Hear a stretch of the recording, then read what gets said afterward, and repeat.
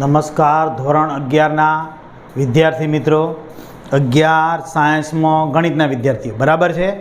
આપણે ગયા લેક્ચરમાં કયું 1.1 સ્વાધ્યાય પૂરું કર્યું હતું.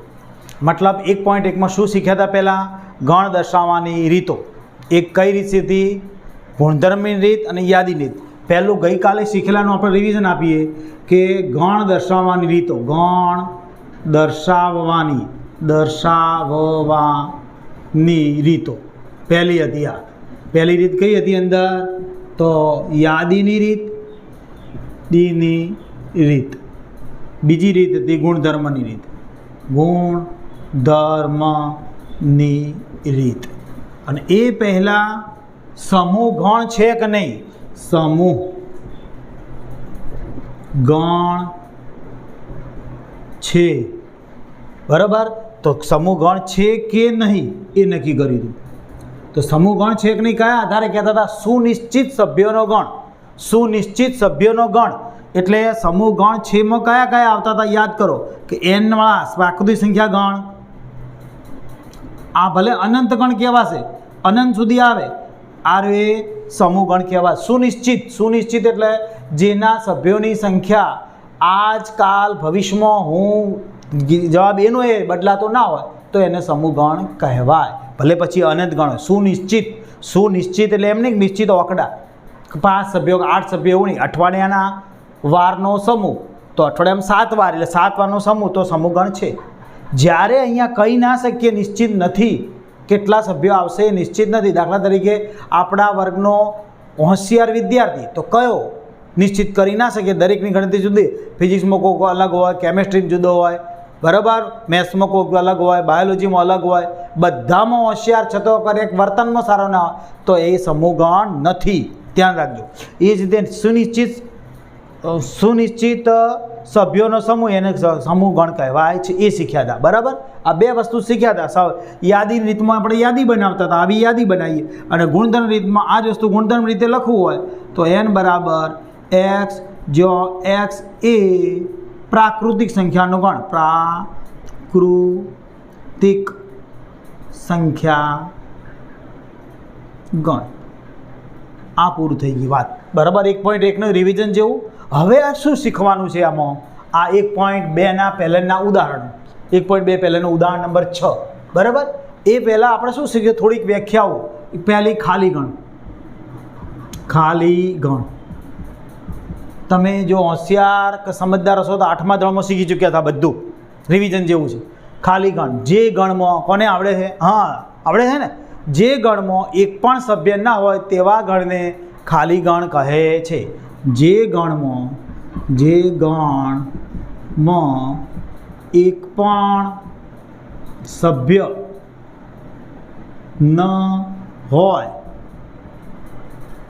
તેવા ગણને ખાલી ગણ કે રિક્ત ગણ કહે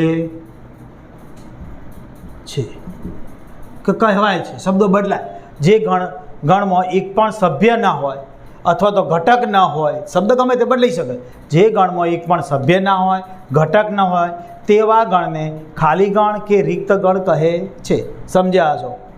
આપણે થિયરી લખવાની બહુ ઓછી પૂછાય છે, પૂછાતી જ નથી. દાખલા જ પૂછાય છે એટલે ચિંતા કરવાની નહીં. પ્રમેય આવતા હતા 8મા 9મા 10મામાં, એવો પ્રમેય પણ આપણે પૂછાશે નહીં. માત્ર દાખલા ગણવાના જ પૂછાશે. હવે ખાલી ગણ પછી આને ખાલી ગણને ખાલી ગણને શના વડે? ફાય. આને શું બોલાય? ફાય. અથવા તો આવી રીતે એ છગડ્યા કહું છું એકલો ખાલી. મોટા ભાગે આના વડે પણ ક્યારેક આના વડે દર્શાવાય છે. બરાબર. જે ગણમાં એક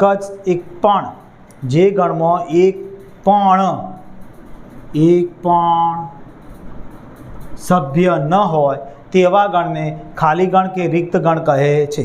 ખાલી ગણને ફાય અથવા છગડીયો કૌંસ એવા વડે દર્શાવવામાં આવે છે. ખાલી ગણની ખબર પડી ગઈ છે. એક પણ સભ્ય ના આવતો હોય આપણે ગણતરી કરતો તો તેવા ગણને ખાલી ગણ કહેવાય. હવે બીજું એક એકાકી ગણ આવે છે.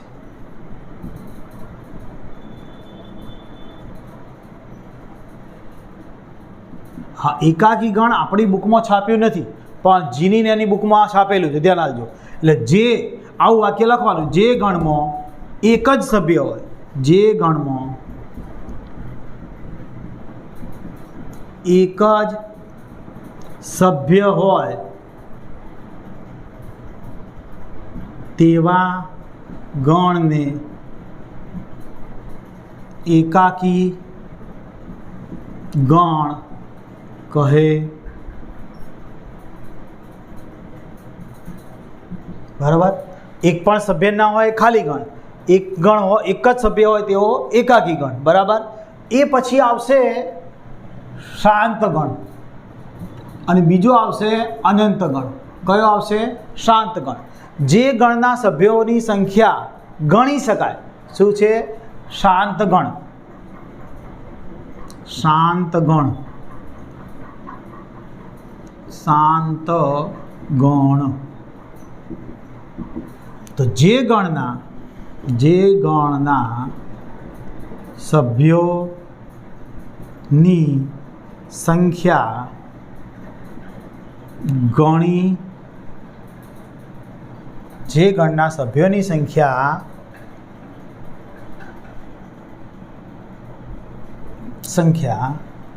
નિશ્ચિત હોય. શબ્દો ગાણિતિક શબ્દ લઉં છું, બીજું કશું નહીં. જે ગણના સભ્યોની સંખ્યા નિશ્ચિત હોય એટલે કે ગણી શકાય તેવા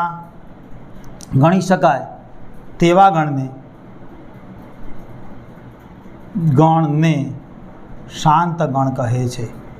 શાંત ગણ.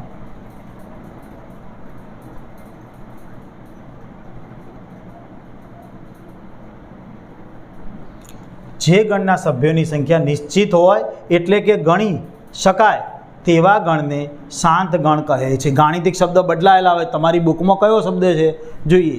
શાંત ગણની વ્યાખ્યા આપી છે, જો રકમમાં લખેલું છે, એટલે વ્યાખ્યા સ્વરૂપે ગણ ખાલી હોય, ગણ ખાલી હોય એટલે એના સભ્ય સંખ્યા નિશ્ચિત થઈ ગઈ, 0 થઈ ગઈ, અથવા નિશ્ચિત ધન પૂર્ણાંક જેટલી સભ્ય સંખ્યા ધરાવે તે ગણને શાંત ગણ અને શાંત ગણ કહે છે. બરાબર સમજો.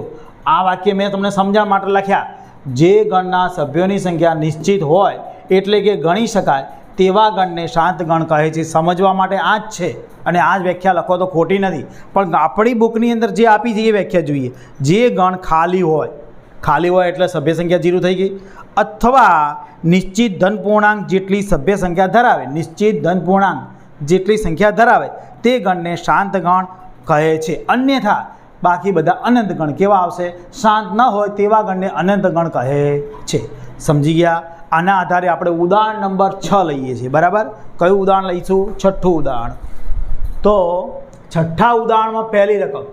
છઠ્ઠા ઉદાહરણમાં શું કહે છે? રકમમાં નીચેના ગણોમાંથી કયા ગણ શાંત અને કયા ગણ અનંત છે તે નક્કી કરો. પહેલો ગણ આપેલો છે આપણને, x, જ્યાં x બિલોંગ્સ ટુ n, એટલે મતલબ ધન સંખ્યાઓ. n એટલે કઈ? પ્રાકૃતિક સંખ્યાઓ. 1 2 3 4 5 6 મગજમાં ગોઠવાઈ જવું જોઈએ. બરાબર. અને x - 1 x - 2 બરાબર 0. 10મા ધોરણમાં કરતા આપણે x - 1 બરાબર શું ગણતરી મૂકતા? આવી રીતે x - 1 બરાબર 0 એટલે x બરાબર 1 અને બીજું શું કરતા આવું x - 2 બરાબર 0 એટલે x બરાબર શું આવતું? 2. તો આના આધારે આપણે ગમે તે એક અક્ષર લઈએ અને અંદર કેટલા સભ્યો આવ્યા? 1 અને 2. તો વ્યાખ્યા પ્રમાણે જે ગણમાં સભ્યોની સંખ્યા નિશ્ચિત એટલે 1 ને 2 હોય એટલે કે ગણી શકાય, ગણતરી કરી શકીએ 1 ને 2, તો તેવા ગણને કેવો ગણ કહે છે? શાંત ગણ. તો આ કેવો ગણ થયો? શાંત ગણ છે. શાંત ગણ છે. વ્યાખ્યા પ્રમાણે બેસાડવાનું. શાંત ગણ કીધું તો શાંત ગણની ખબર હોવી જોઈએ. અને શાંત ના હોય તો અનંત થશે. હવે આમાં શું આપી છે આપણને? x, જ્યાં x બિલોંગ્સ ટુ n અને x² બરાબર 4 તો હવે આપણે બી બરાબર લઈએ કે ગમે તે કેબીસીડીનો અક્ષર લઈ છગડીયા કૌંસમાં કેટલા ઘટક આવશે? 2 બગડો આવશે. કઈ રીતે ખબર પડી? તો આપણે શીખેલા છીએ કે x² બરાબર 4, તો x બરાબર +or-2 આવશે. કેટલા આવશે? x બરાબર કેટલા આવશે? +or-2, +or-2 આવશે. તો +or-2 આવશે, પરંતુ બિલોંગ્સ ટુ n છે, માત્ર શું આવશે? ફક્ત બગડો જ આવશે. સમજાય છે? બરાબર, કમ્પ્લેટ. એટલે આ કેવો ગણ થશે? શાંત ગણ. કેમ? એક જ સભ્ય છે. એકાકી ગણ કહેવાય. એક જ સભ્ય છે એટલે એકાકી ગણ. અહીં ઉદાહરણ મેં નહોતું આપ્યું, તો ઉદાહરણ કે એકાકી ગણ તો એક સભ્યવાળો ગણ આ રહ્યો. બરાબર, શાંત ગણ. શાંત ગણ. હવે દાખલો કયો આવ્યો? ત્રીજો. શું કહે છે? આ રકમ આપી છે આપણને 2x. જોઈએ જરા લખવા માટે જગ્યા.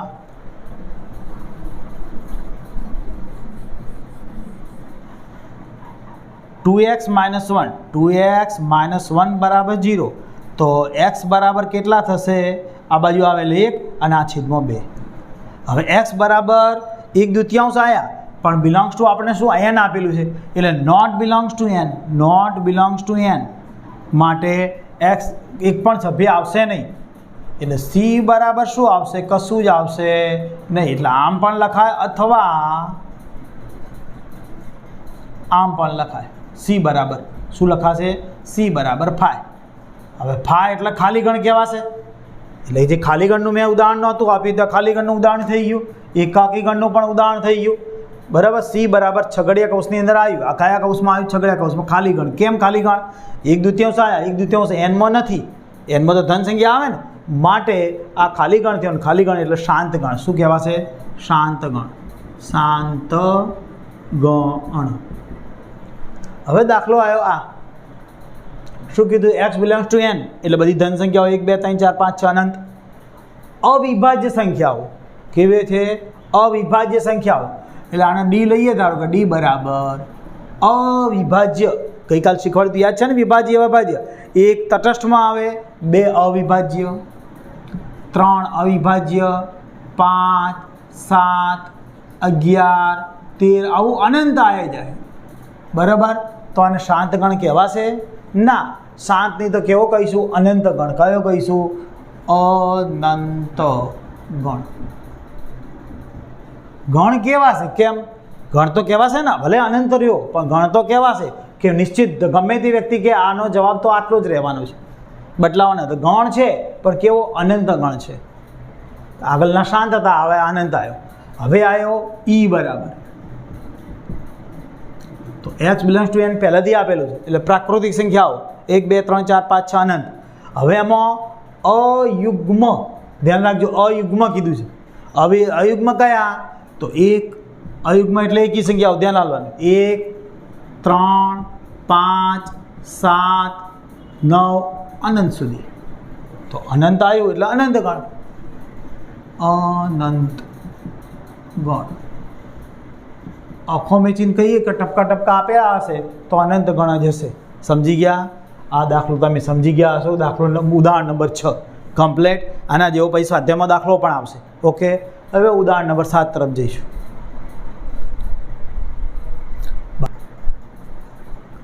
ઉદાહરણ નંબર 6 પૂરું કર્યું. 7મું ઉદાહરણ શું કહે? સમાન ગણોની જોડી શોધો. કેવા ગણ? સમાન ગણ. એટલે નવી વ્યાખ્યા આવી. સમાન ગણ. સમાન ગણની વ્યાખ્યા શું છે? સમાન ગણ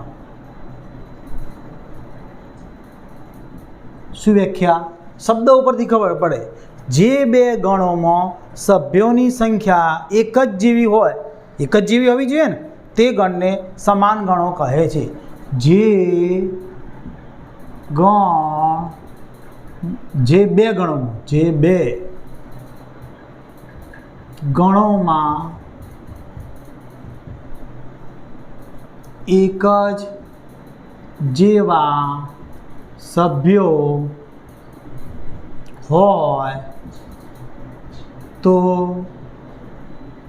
હોય તો તે ગણોને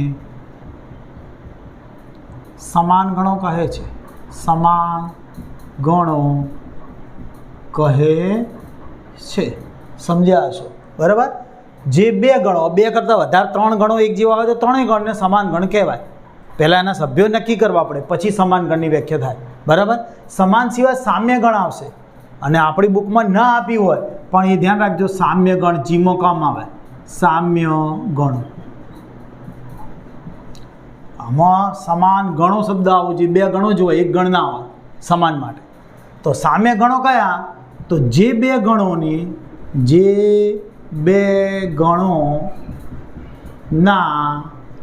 સભ્યોની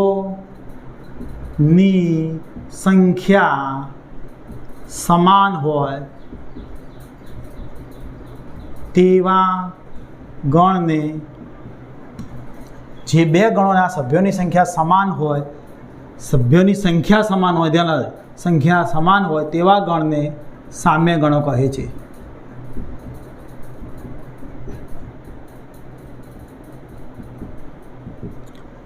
બહારના જીના દાખલા માટે છે, આપણી બુકમાં નથી, એ વસ્તુ ધ્યાન આપજો.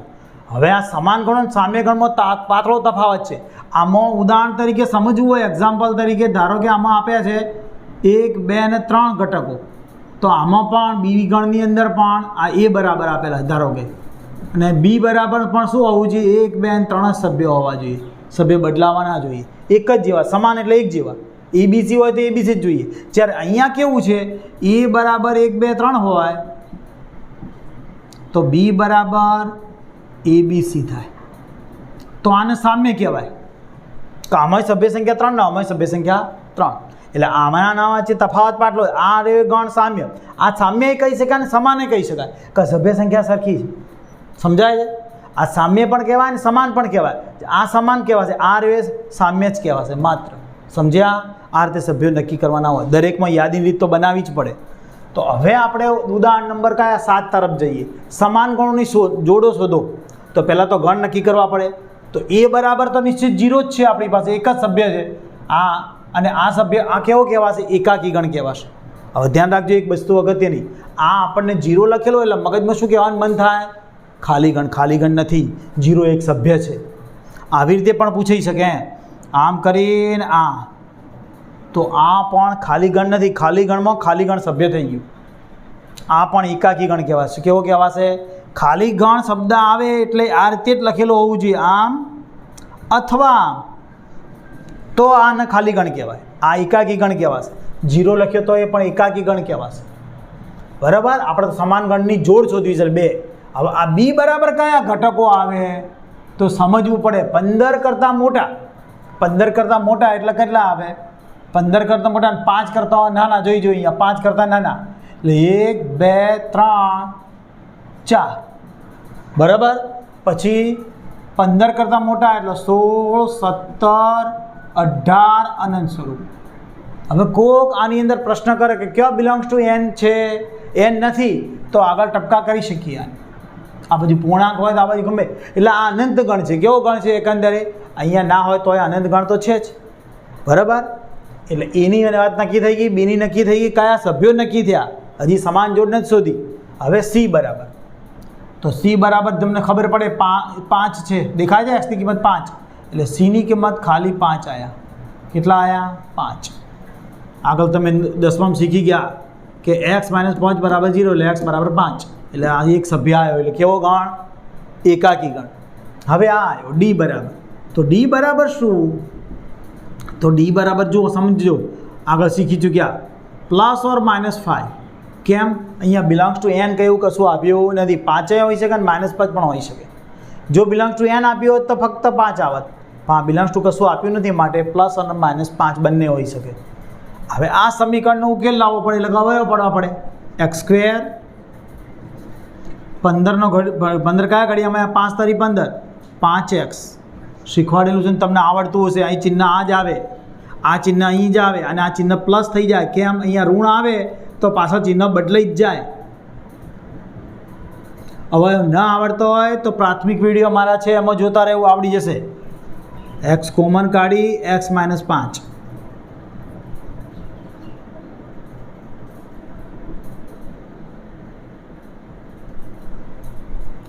હવે ખબર શીખેલા છો ને? x - 5 અને બીજા કૌંસમાં x + 3. તો આના ઉપરથી એક્સ બરાબર કેટલા આવ્યા 5 અને એક્સ બરાબર કેટલા આવ્યા -3. પણ આપણે ઈ બરાબર કયો ઘટક લઈશું સમજણ પડે દરેકને કે ધન પૂર્ણાંક સ્પષ્ટ લખેલું છે ધન પૂર્ણાંક માટે કયો ઘટક લેવાશે 5 જ લેવાશે, આ લેવાશે નહીં. ધન પૂર્ણાંક શબ્દ છે માટે 5 જ લેવાશે. હવે મારે જવાબ શું શોધવાનો હતો? સમાન ગણોની જોડી. તો કયા બે એક જેવા છે? જો આ બે એક જેવા નથી, આ પણ એક, હા આ 5 છે અને આ 5 છે. આ બે એક જેવા કેવા છે? કયો? ગણ સી. ગણ સી અને ગણ ઈ સમાન ગણો છે, સમાન ગણો છે. બરાબર સમજ્યા? દાખલો પૂરો થઈ ગયો.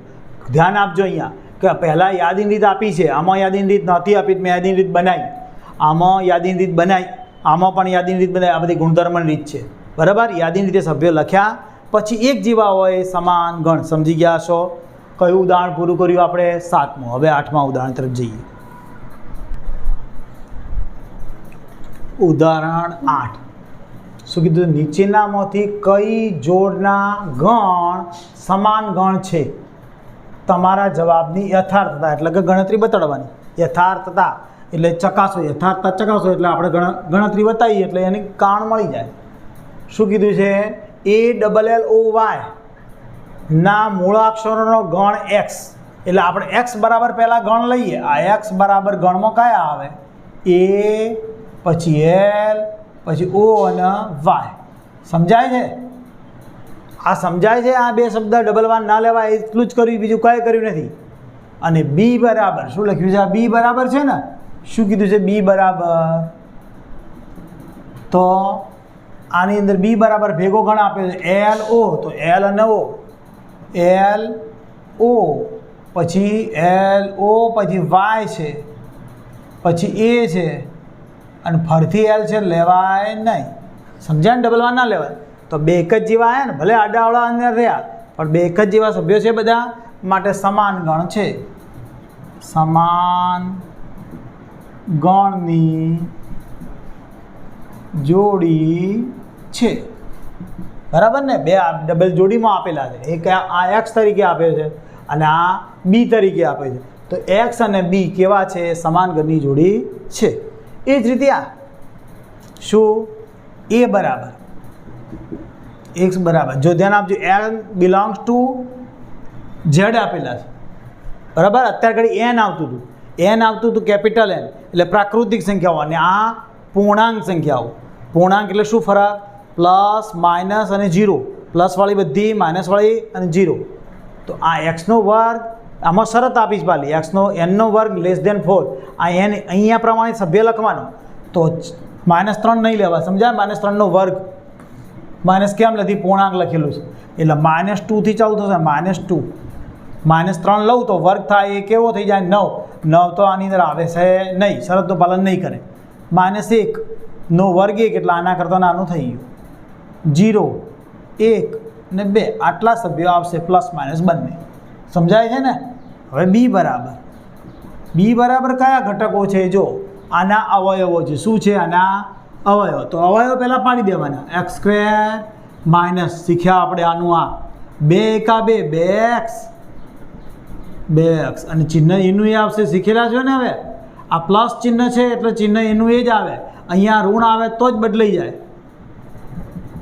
કોમન કાઢીએ આપણે આરામથી. x કોમન કાઢો, x -2, -1 કોમન કાઢો, x -2 બરાબર 0. x -2 અને બીજું x -1 બરાબર 0. તો x બરાબર કેટલા આવ્યા? 2 અને x બરાબર 1. તો ઘટકો કયા લખશું આપણે અહીંયા? 2 અને 1, અથવા તો 1 અને 2 ચાલે, કોઈ ફરક ના પડે. પણ સમાન ગણ કહેવાશે ના. કેમ નહીં કહેવાય? કે અલગ અલગ લે, સમાન ગણની જોડી નથી. સમાન ગણની જોડી નથી. જો આ જ દાખલાને સમાન ગણની જોડી કરવી હોય તો બિલોંગ ટુ n લખી કાઢો કેપિટલ. તો બે સમાન થશે, કારણ કે આ ઋણ નહીં આવે, 0 નહીં આવે. કંઈ n1 ઋણ ને 0 ના હોય, 1 2 જ આવે. આ જ દાખલો સમજો ફેરવીને પૂછાય તો કે અહીં બિલોંગ્સ ટુ n હોય, બિલોંગ્સ ટુ n આપેલું હોય તો કયા ઘટકો આવે? 0 ના આવે, એક પણ -1 ના આવે, -2, 1 ને 2 ખાલી આવે તો 2 સમાન ગણની જોડી થઈ જાય. સમજ્યા? હવે આજના લેક્ચરમાં આપણે શું શીખ્યા? એક તો સમાન ગણ, સામ્ય ગણ અને કયો બીજો ગણ શીખ્યા હતા? સમાન, સામ્ય અને બીજો કયો ગણ શીખ્યા આજે? સમાન, સામ્ય અને અનંત ગણ અને શાંત ગણ. શાંત અને અનંત. તો શાંત અને અનંત કેવી રીતે શીખ્યા? જે ગણના સભ્યોની સંખ્યા ગણી શકાય એ ગણને આપણે કેવો શાંત ગણ ગણ્યો હતો, અને શાંત ના હોય તેને અનંત ગણ્યો હતો. સામ્ય ગણમાં શું? એક જેવા સભ્યો હોવા જોઈએ, અને સામ્ય ગણમાં સભ્યોની સંખ્યા સમાન હોવી જોઈએ. આટલું આજે ભણ્યા. બરાબર. હવે આવતા લેક્ચરમાં મળીશું, એ વખતે સ્વાધ્યાય લઈશું.